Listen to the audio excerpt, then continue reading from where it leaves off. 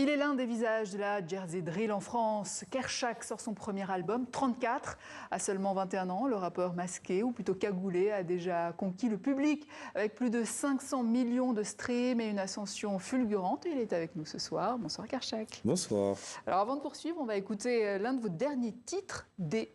C'est l'intro de l'album, carrément. C'est ça. Autour, 200 jeunes, un comité d'accueil plutôt agité. Les premiers projectiles fusent avec les insultes. Vous avez assez de cette bande de racailles. On va vous en débarrasser.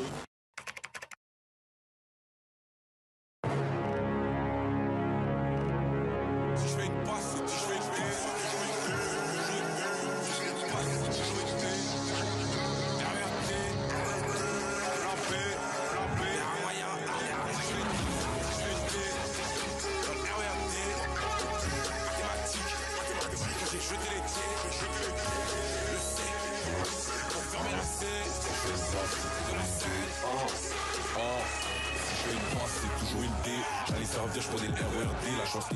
Voilà, D, un clip qui commence avec Sarkozy, 2005, alors ministre de l'Intérieur, avec cette scène du Karcher dont on se souvient tous. Qu'avez-vous voulu exprimer à travers ce titre?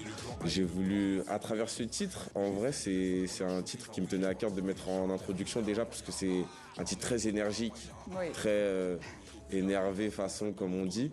Et j'ai fait la petite dédicace à Sarkozy au début, parce que j'ai tourné à la dalle du Val d'Argent, à Argenteuil.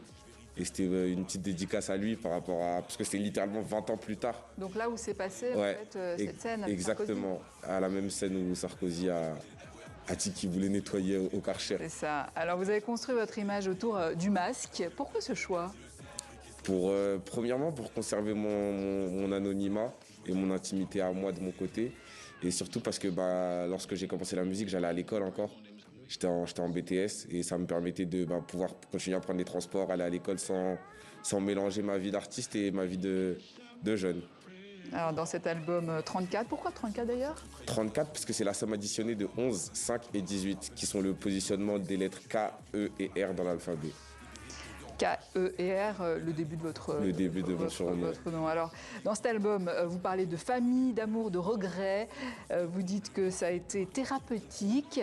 Est-ce que c'était une manière de tomber le masque, justement ? Cet album, c'était une manière de faire tomber le masque sans l'enlever.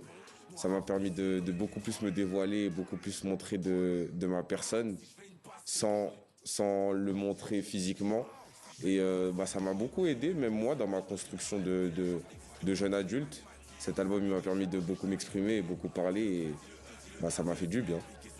Alors vous avez collaboré avec des artistes de plusieurs générations et même à l'international avec Imra notamment, figure du rap ivoirien sur le morceau Thomas Sankara. Quelle place l'Afrique occupe-t-elle dans votre identité personnelle et artistique aussi ? Que ce soit dans mon identité personnelle ou artistique, elle occupe une énorme place parce qu'en vrai c'est littéralement dans ça que j'ai grandi. Moi je suis d'origine ivoirienne, mes deux parents ils sont ivoiriens. Vous êtes né en France ? Je suis né en France, originaire de... mais mes deux parents ils sont nés là-bas. Et j'ai eu la chance de pouvoir beaucoup voyager en Afrique, que ce soit en Côte d'Ivoire ou au Maroc par exemple. Et même il y a El Grande Toto aussi dans l'album, qui est un grand artiste marocain. Et franchement, l'Afrique c'est... plus précisément la Côte d'Ivoire en vrai, parce que l'Afrique c'est très très grand. Et j'ai beaucoup plus d'attache à la Côte d'Ivoire, même si on aime toute l'Afrique. Et la Côte d'Ivoire c'est un pays incroyable, c'est un pays magnifique. Je dis tout le temps, c'est le meilleur pays du monde. Et franchement, c'est une culture qui m'a bercé.